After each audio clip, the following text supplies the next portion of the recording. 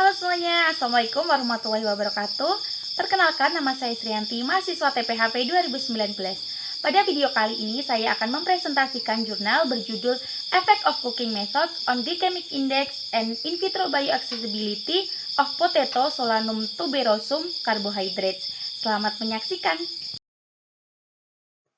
Jadi, jurnal Effect of Cooking Methods on Glycemic Index and In Vitro Bioaccessibility of Potato Solanum tuberosum Carbohydrates merupakan jurnal yang ditulis oleh Abhilasha Singh dan kawan-kawan.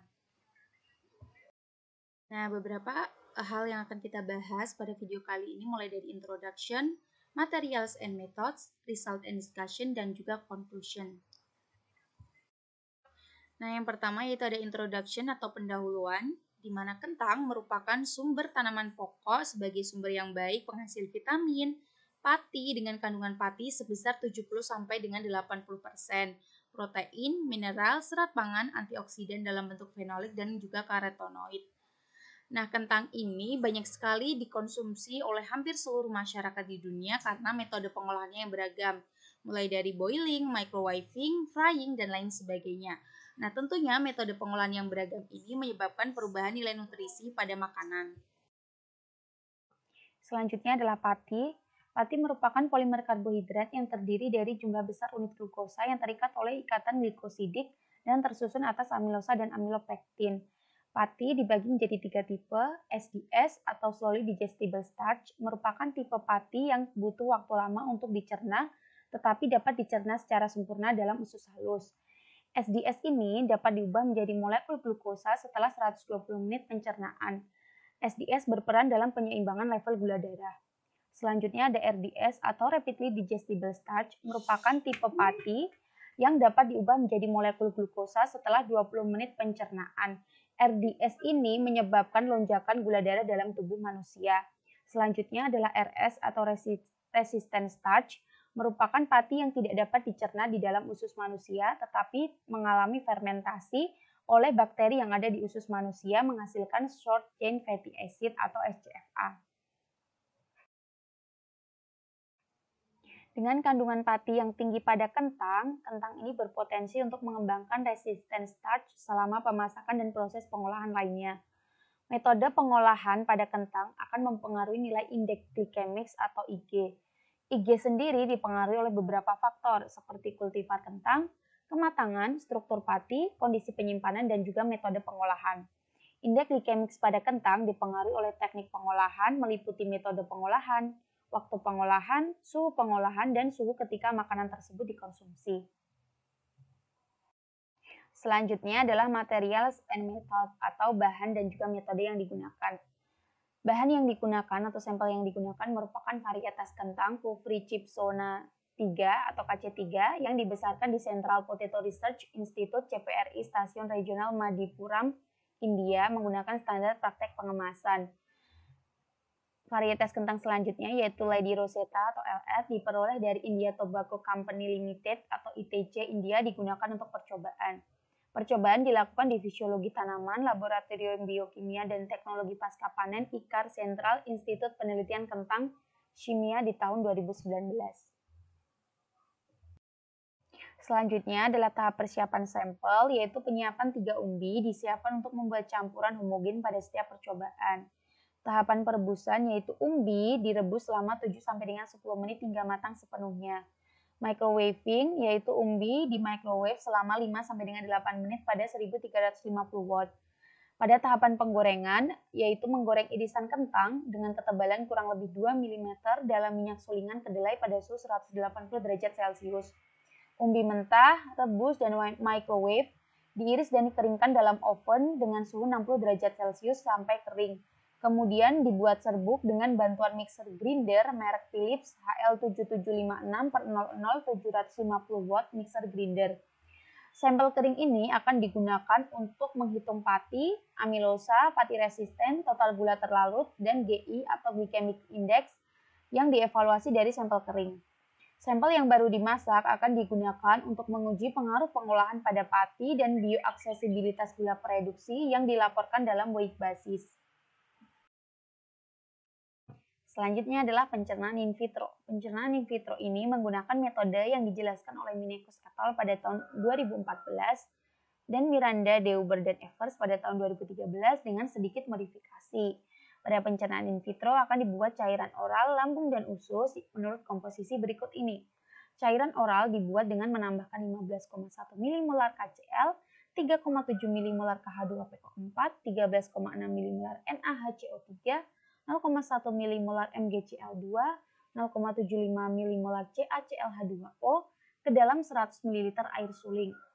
Alfa amilase yang diperoleh dari pankreas babi sebanyak 45 mg digunakan untuk 1 gram jaringan umbi.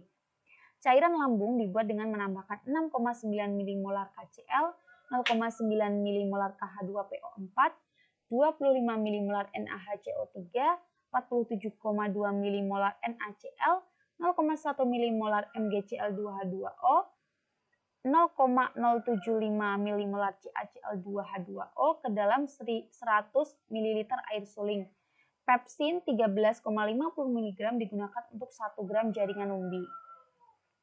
Cairan duodenum dibuat dengan menambahkan 6,8 mmol KCl, 0,8 mmol KH2PO4, 85 mmol NaHCO3, 38,4 mmol NaCl, 0,33 mmol MgCl2H2O2, 0,3 mmol CaCl2H2O ke dalam 100 ml air suling. Pankreatin dari pankreas babi dengan spesifikasi 8 kali USP Sigma Eldridge USA sebanyak 1,8 mg dan garam empedu digunakan untuk 1 gram jaringan umbi. Garam empedu yang digunakan untuk 1 gram jaringan umbi ini sebanyak 11 mg. Selanjutnya adalah prosedur. Prosedur ini dilakukan dengan cairan oral sebanyak 4 ml dicampur dengan 0,18 gram alfa amilase pH 7. Sampel dari masing-masing kentang sebanyak 4 gram. Sampel mentah, rebus, microwave, dan juga goreng ditambahkan, digiling dan diinkubasi pada suhu 37 derajat Celcius selama 2 menit. Sampel sebanyak 50 mikroliter diambil dalam tabung reaksi yang berbeda dan dicampur dengan 950 mikroliter etanol untuk menghentikan aksi enzimatik. Analisis gula preduksi dengan metode DNS dilakukan dalam 3 kali pengulangan atau rangkap 3. Setelah 2 menit inkubasi, ditambahkan 7,85 ml cairan lambung yang mengandung 0,0542 gram pepsin dengan pH 3 dan diinkubasi pada suhu 37 derajat Celcius selama 2 jam. Setelah 60 menit dan 120 menit inkubasi, 50 mikroliter sampel dicampur dengan 950 mikroliter etanol untuk gula preduksi perkiraan. Analisis dilakukan dalam 3 kali percobaan atau rangkap 3.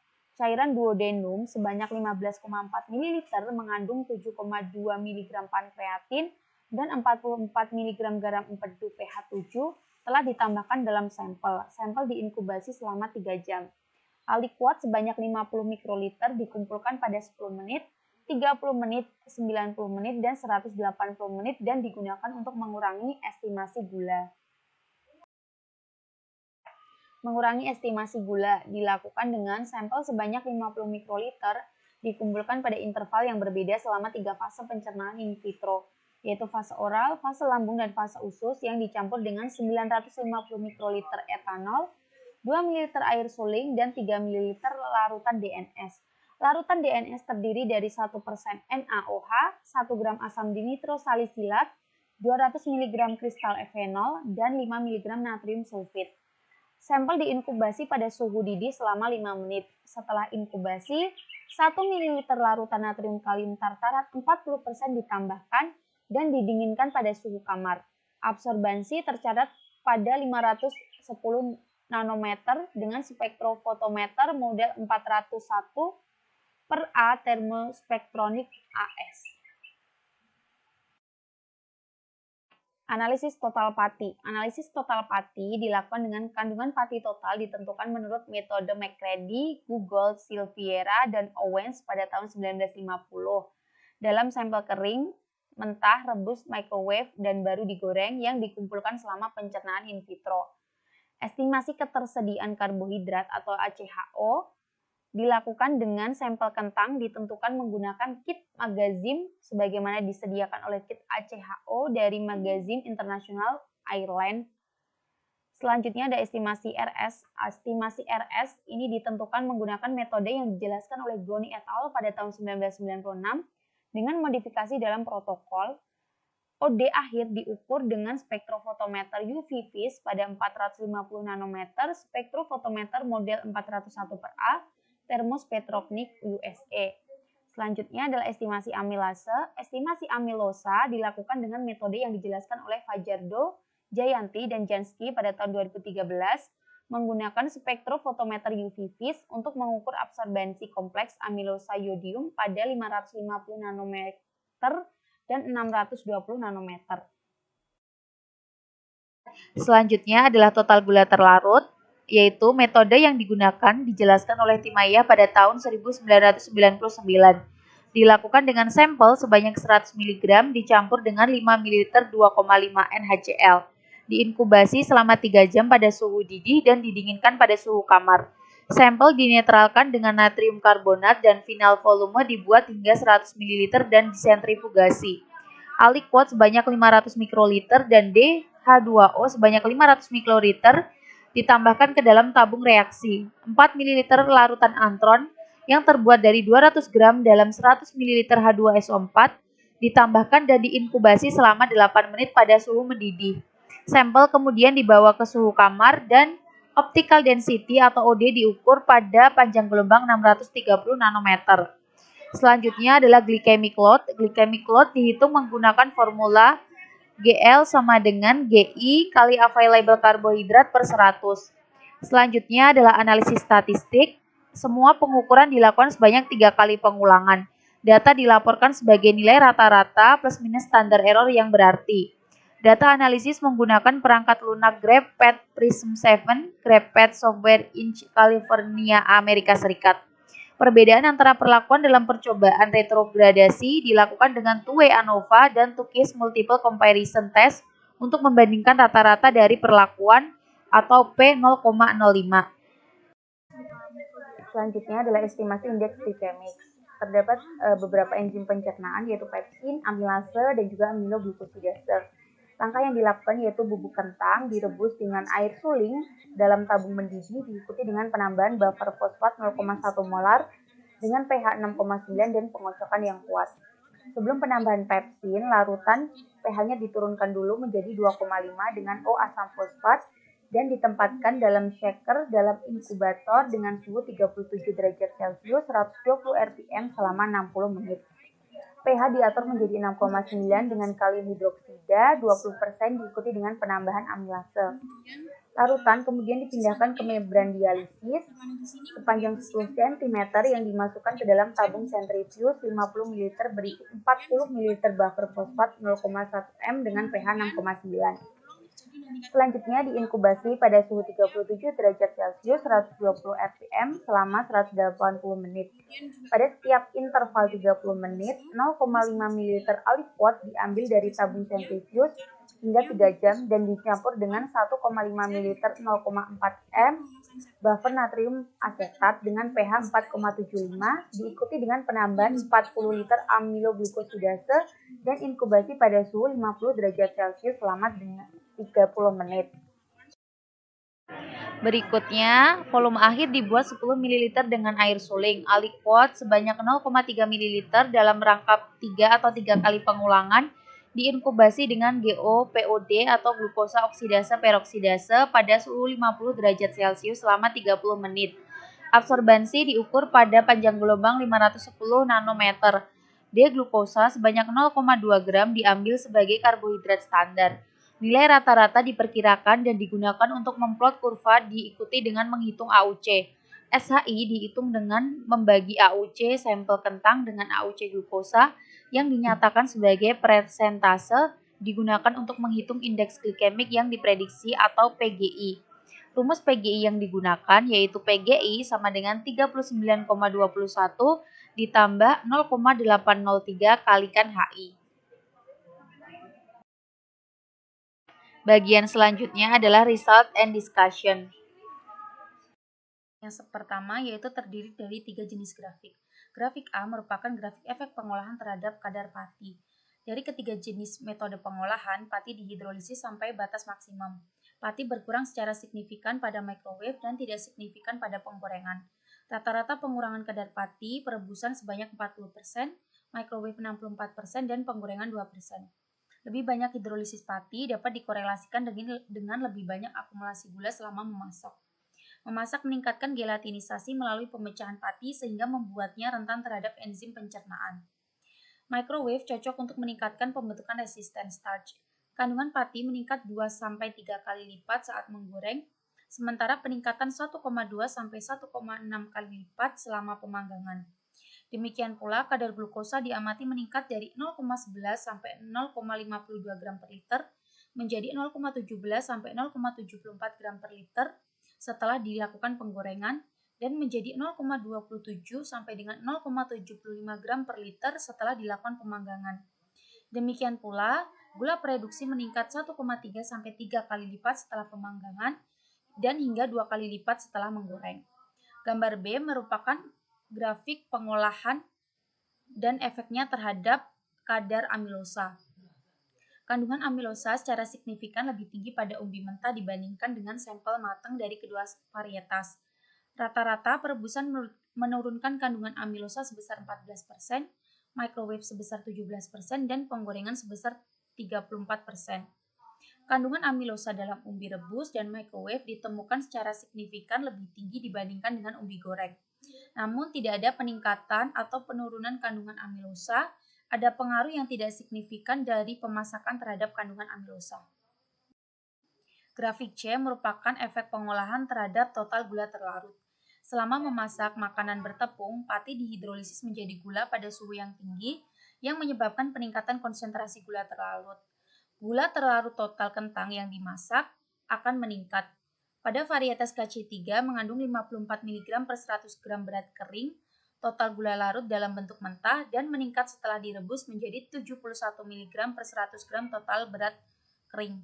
Setelah dilakukan microwave menjadi 57 mg per 100 gram berat kering dan berkurang setelah digoreng menjadi 52 mg per 100 gram berat kering.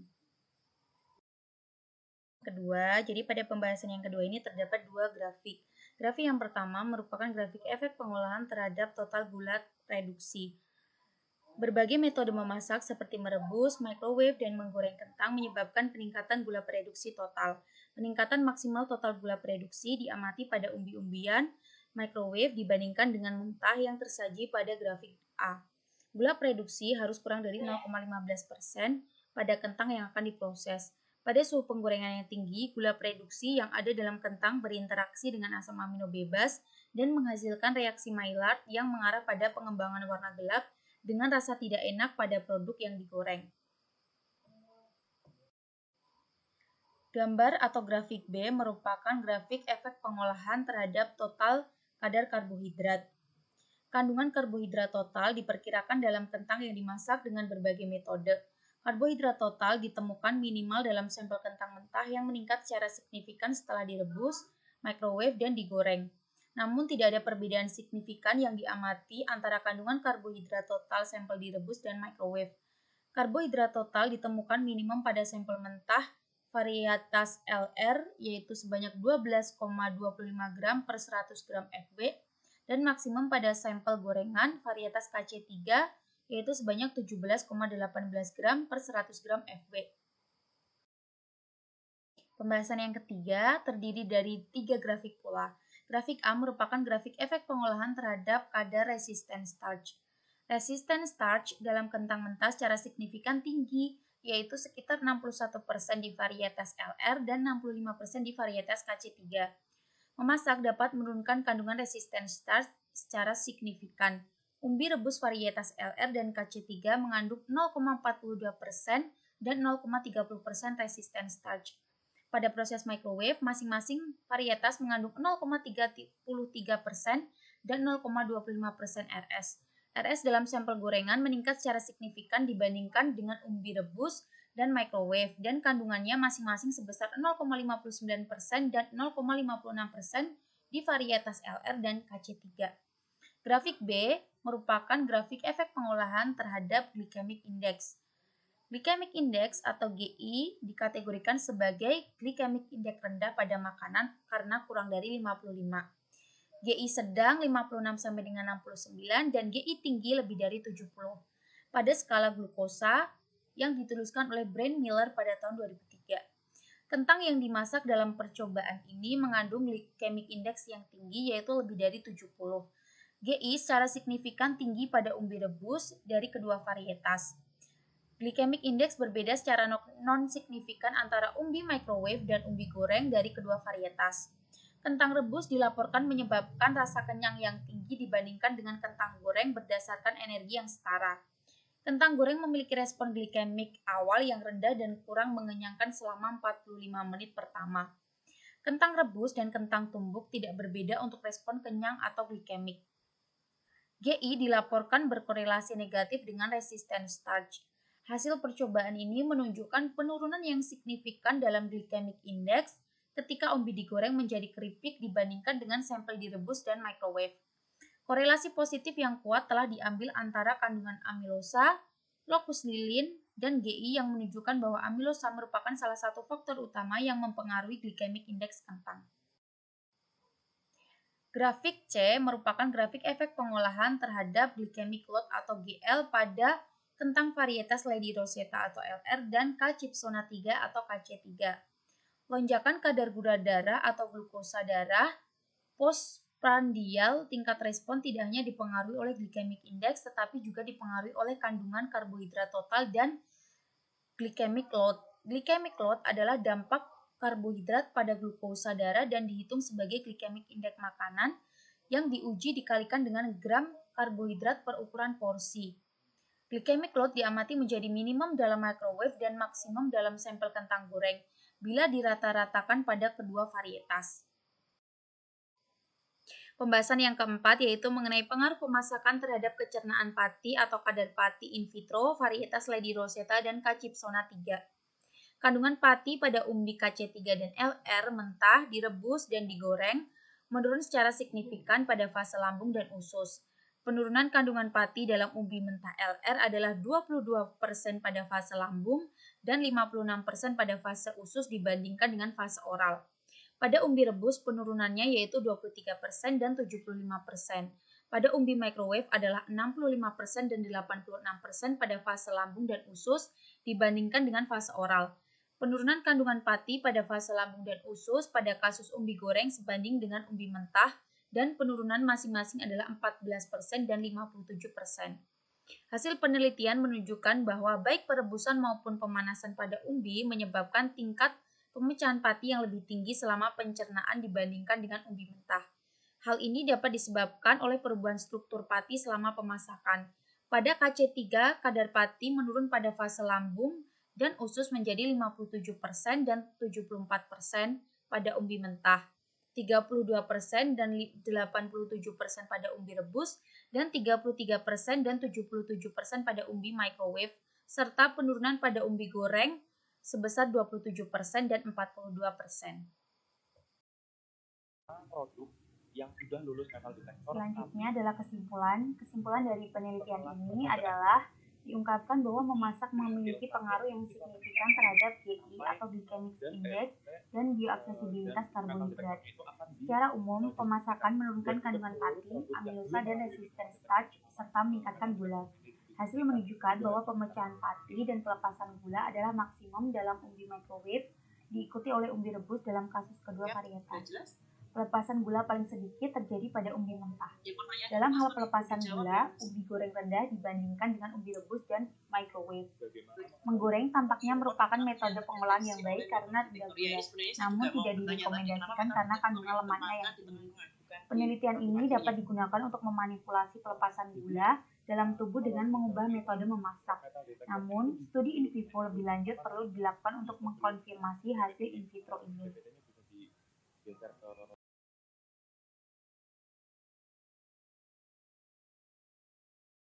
Nah, jadi pada sesi kedua ini merupakan sesi tanya jawab. Sudah ada 4 pertanyaan yang diajukan oleh teman-teman. Yang pertama yaitu apa fungsi penambahan larutan antron pada analisis total gula terlarut. Jadi pada analisis total gula terlarut ini menggunakan metode Antron, di mana prinsip dari metode Antron itu sendiri adalah karbohidrat dalam asam sulfat akan dihidrolisis menjadi monosakarida. Selanjutnya, monosakarida akan mengalami dehidrasi oleh asam sulfat menjadi furfural atau hidroksimetil furfural atau HMF sehingga bereaksi dengan antron atau 9,10 dihidro 9 oksantrasens, membentuk senyawa kompleks berwarna biru kehijauan dan ditentukan dengan pengukuran absorbansi pada panjang gelombang 630 nanometer. Reaksi antron sendiri merupakan reaksi yang berfungsi untuk membentuk senyawa kompleks biru kehijauan karena bereaksi dengan karbohidrat dalam asam sulfat pekat. Pertanyaan yang kedua yaitu mengapa penggorengan dapat mengakibatkan kandungan gulanya rendah dibandingkan teknik pengolahan lainnya.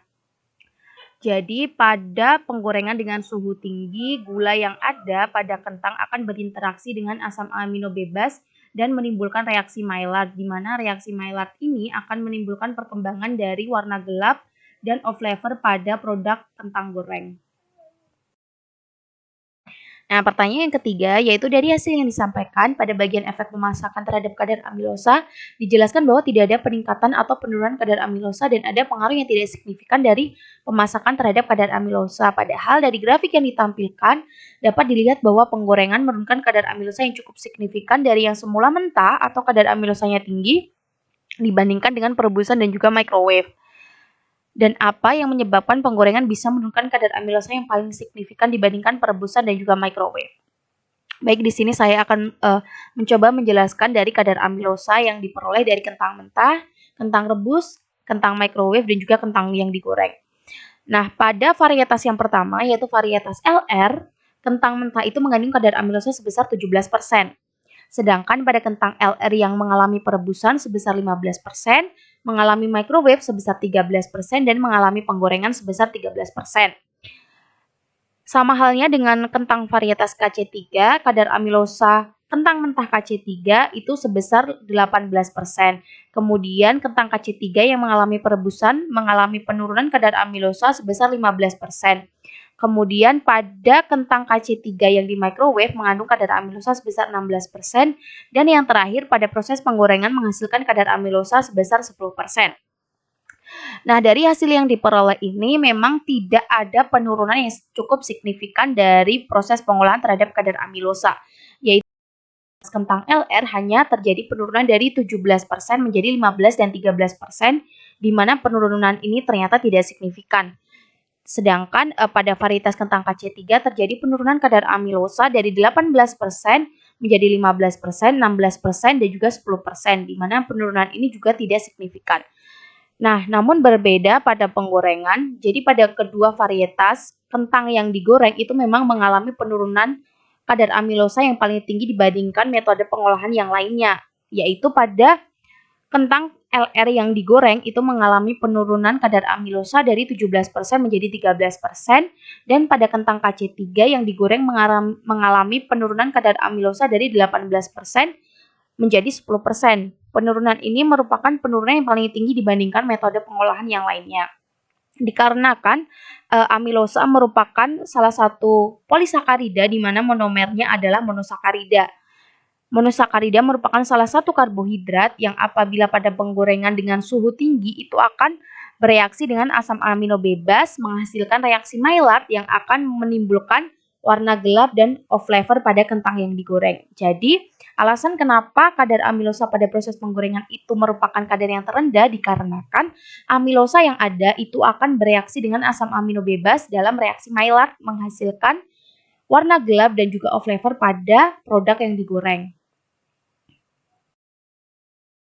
Nah, pertanyaan yang terakhir yaitu bagaimana mekanisme peningkatan total gula reduksi akibat pengolahan. Jadi, dalam jurnal ini juga dijelaskan bahwa selama proses pengolahan pada makanan yang mengandung pati atau starchy foods, pati itu akan dihidrolisis menghasilkan gula pada suhu yang tinggi, di mana akan meningkatkan total gula terlarut dalam kentang yang dimasak. Jadi, peningkatan total gula reduksi ini juga merupakan akibat adanya peningkatan total gula terlarut akibat hidrolisis pati. Seperti itu. Nah, pertanyaan yang terakhir yaitu bagaimana mekanisme peningkatan total gula reduksi akibat pengolahan. Jadi, dalam jurnal ini juga dijelaskan bahwa selama proses pengolahan pada makanan yang mengandung pati atau starchy foods, pati itu akan dihidrolisis menghasilkan gula pada suhu yang tinggi, di mana akan meningkatkan total gula terlarut dalam kentang yang dimasak. Jadi, peningkatan total gula reduksi ini juga merupakan akibat adanya peningkatan total gula terlarut akibat hidrolisis pati. Seperti itu. Sekian video presentasi dari saya. Semoga apa yang saya sampaikan dapat bermanfaat bagi teman-teman semua. Apabila masih ada pertanyaan, langsung saja ditanyakan ya teman-teman. Terima kasih. Wassalamualaikum warahmatullahi wabarakatuh.